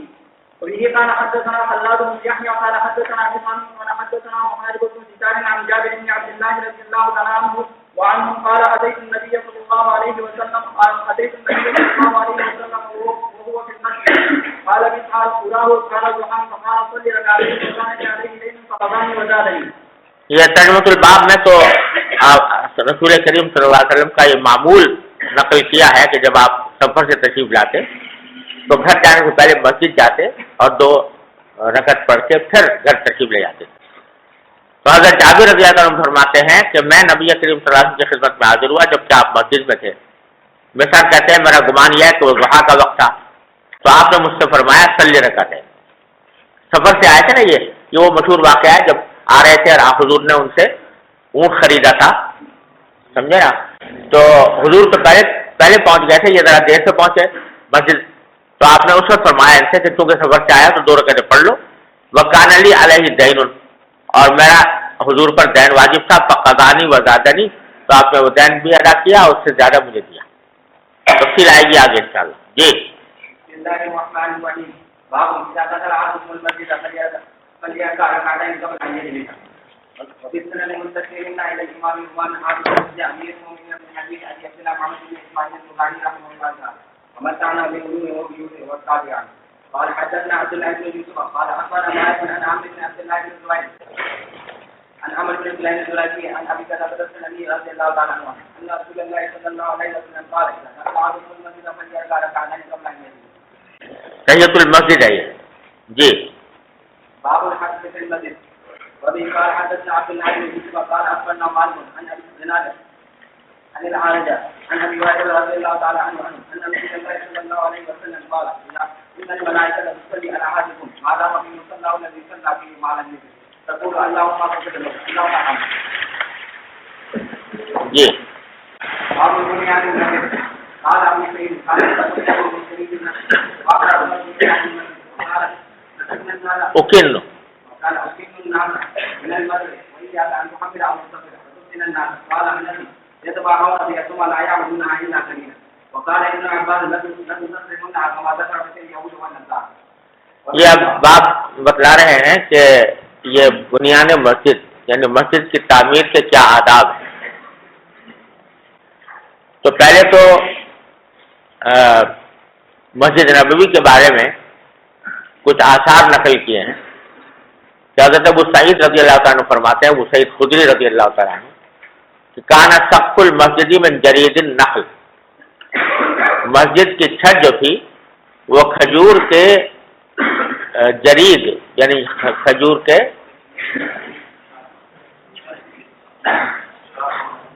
شہتیروں سے بنی ہوئی تھی، یعنی پکی چھت نہیں تھی بلکہ کھجور کے شاخوں سے وہ چھت بنا دی گئی تھی.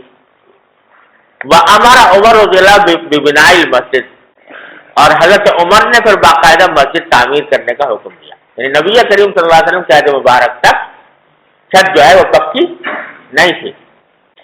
حضرت فاروق اعظم رضی اللہ عنہ کا جب زمانہ آیا تو انہوں نے جو ہے اس کو پکا بنایا.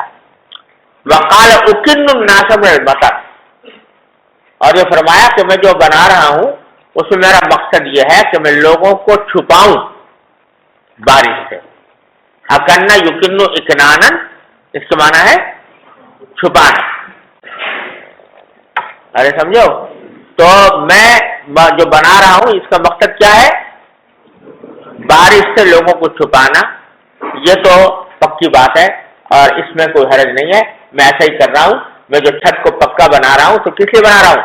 تاکہ لوگوں کو دھوپ بارش وغیرہ سے بچاؤں. وَإِيَّاكَ أَن تُحَمِّرَ أَوْ تُصَفِّرَ فَتَفْتِنَ النَّاسَ،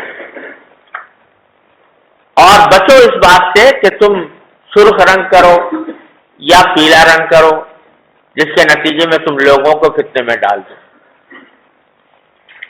مطلب کہنے کا یہ ہے کہ اس کے اندر مسجد میں اس طرح تعمیر کرنا، پکی تعمیر کرنا جس کے ذریعے لوگوں کو بارش سے، دھوپ سے، موسم کے اثرات سے بچایا جا سکے. یہ تو ٹھیک ہے، لیکن اس میں بلا ضرورت نقش و نگار زیادہ بنانا، اس کو فرما رہے ہیں کہ اس سے بچو. ایاک ان تحمر او تصفر وتفتن الناس، کہ کہیں تم ایسا نہ ہو کہ لوگوں کو فتنے میں ڈال دو. کیونکہ جب نقش و نگار بنیں گے مسجد میں اور آدمی نماز پڑھ رہا ہوگا تو اس کا ذہن جو ہے وہ نقش و نگار میں الجھنے کا اندیشہ ہے. پھر حضرت انس کا قول نقل کیا کہ تباہون بہا ثم لا یامرونها الا قلیلا. حضرت انس فرماتے ہیں کہ لوگ ایک دوسرے پر مفاخرت تو کرتے ہیں مسجد بنانے کے سلسلے میں. تباہا یا تباہین، اس کے بارے میں ایک دوسرے سے کے اوپر فخر کرنا کہ میں نے ایسی مسجد بنائی، میں نے ایسی مسجد بنائی. یہ تباہون، ایک دوسرے سے کیا کرتے ہیں؟ فخر کرتے ہیں. ثم لا یامرونها الا قلیلا، پھر اس کو آباد نہیں کرتے مگر بہت کم.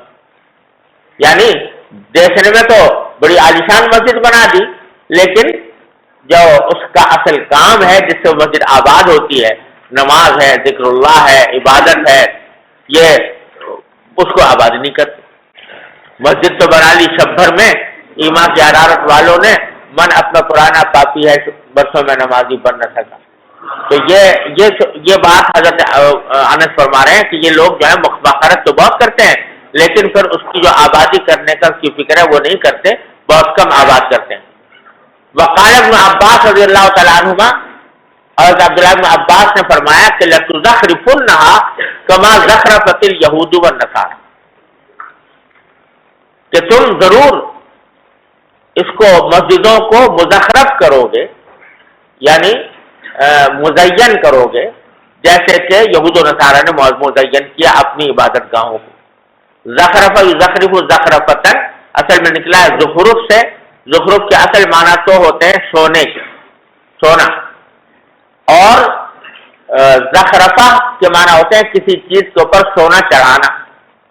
اور کیونکہ سونا چڑھایا جاتا ہے زیب و زینت کے لیے، لہذا مطلق زیب و زینت کے معنی میں بھی یہ لفظ استعمال ہونے لگا. تو حضرت عبداللہ بن عباس فرما رہے ہیں کہ ایک وقت ایسا آئے گا کہ تم لوگ بھی خوب مزین کیا کرو گے مسجدوں کو، جیسے کہ یہود و نصارہ نے کی تھی اپنی عبادت گاہیں، لیکن جو روح ہے وہ نکل جائے گی اس میں سے. اللہ تعالیٰ حفاظت فرمائے. یہ بتلانا چاہتے ہیں. ارے سمجھ گئے؟ اس میں اب کلام ہوا ہے فقہاء کرام کا کہ مسجدوں کے اندر نقش و نگار بنانے کی کیا حیثیت.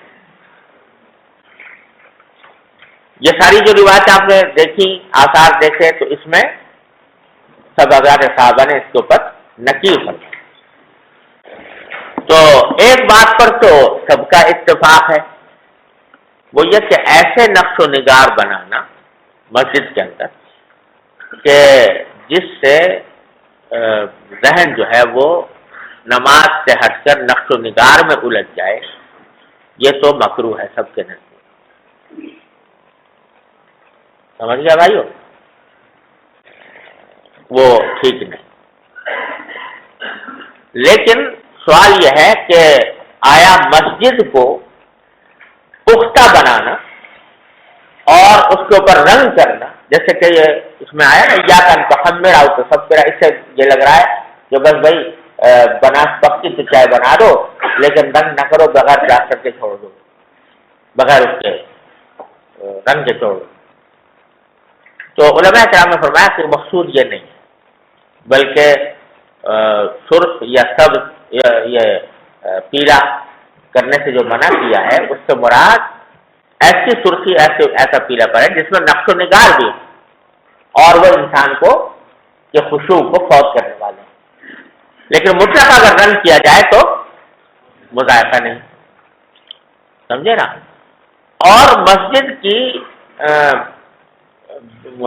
بعد میں علماء کرام نے فرمایا کہ مسجد کو کی تعمیر کا معیار اگر اس طرح کا رکھا جائے جس طرح کا محلہ ہے، سمجھے نا، جس معیار پر لوگوں نے اپنے مکان بنائے ہوئے ہیں اسی معیار پر مسجد بھی بنائے تو اس میں کوئی مذائقہ نہیں ہے بلکہ اچھا ہے. یعنی یہ بات پسندیدہ نہیں ہے کہ مکانات تو بنا رکھے ہیں لوگوں نے عالیشان بنگلے اور کوٹھیاں اور محلات اور مسجد میں چھپر ڈال دیا، سمجھے. یہ مسجد کے وقار کے خلاف. لہذا جیسے مکانات ہوں ویسی ہی مسجد کو بنائے، بلکہ مسجد کو کچھ بہتر بنانے کی کوشش کرنی چاہیے کہ اپنے گھروں سے بھی بہتر ہو. تو لیکن اس کی بہتر کرنے کا مطلب یہ نہیں ہے کہ اس کے اندر ایسے نقش و نگار کیے جائیں، ایسی گلکاریاں کی جائیں، ایسی میناکاریاں کی جائیں کہ اس کے نتیجے میں ذہن جو ہے وہ پڑھنے والے کا اس کی طرف لگے. یہ ہے بڑا. چلیے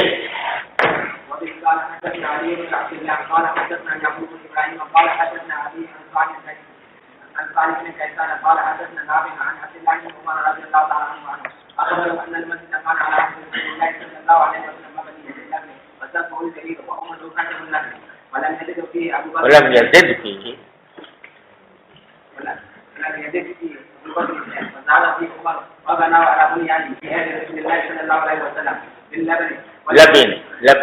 لبن وعاد عمر وكتب ثم غيره عثمان فزاد فيه زيادة كثيرة وبنى جداره بالحجارة المنفوشة والسرسة وجعل عمره بالحجارة المنفوشة وسقفه بالساعد. حضرت عبداللہ بن عمر رضی اللہ تعالیٰ عنہ فرماتے ہیں کہ مسجد جو تھی نبی کریم صلی اللہ علیہ وسلم کے عہد مبارک میں وہ اینٹوں کی بنی ہوئی تھی. لبن کے معنی اینٹ. وسقفہ الجرید، اور چھت جو تھی وہ جرید کی تھی. وعمودہ خشب النخل، اور ستون جو تھے وہ کھجور کے تنوں کے تھے. فلم یزد فیہ ابو بکر رضی اللہ عنہ شیئا، حضرت ابو بکر نے اس میں کوئی اضافہ نہیں کیا. وزاد فیہ عمر، حضرت عمر نے اضافہ کیا. وبناہ علی بنیانہ فی عہد رسول اللہ صلی اللہ علیہ وسلم، اور حضور اکرم صلی اللہ علیہ وسلم کے زمانے میں جو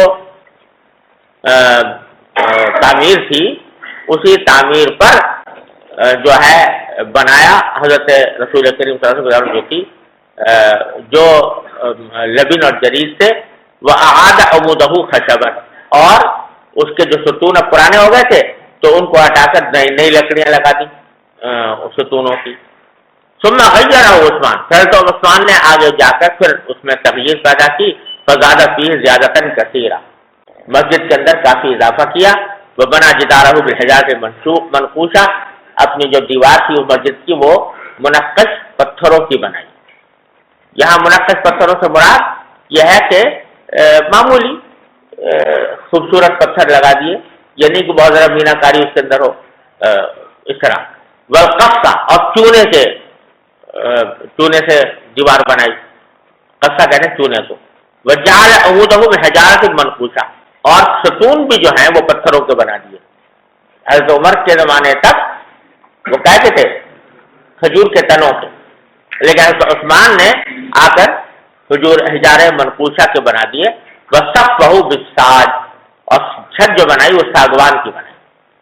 ساگوان اعلیٰ ترین لکڑی ہوتی ہے تو اس کی لکڑی کی چھت بنائی جدید کے بجائے۔ تو اسی سے یہ بات معلوم ہے، سب یہ کام صحابہ کرام کے دور مبارک میں ہوئے، اسی سے وہ نتیجہ نکالا ہے جو میں نے ابھی آپ کے سامنے عرض کیا کہ صحابہ کرام نے اس کو کوئی برا نہیں سمجھا تو عثمان کے اس عمل کو۔ تو مطلب یہ کہ جس معیار سے ہمارے گھر ہیں کم از کم اس معیار کی ہماری مسجد تو ہو، اور اس سے اگر اچھی نہ ہو تو کم از کم اس معیار کی تو ہو۔ تو اس واسطے عثمان نے یہ عمل کیا اور صحابہ کرام کی موجودگی میں کیا، کسی نے اس پر اعتراض نہیں کیا۔ تو صلی اللہ تعالیٰ علیہ وسلم۔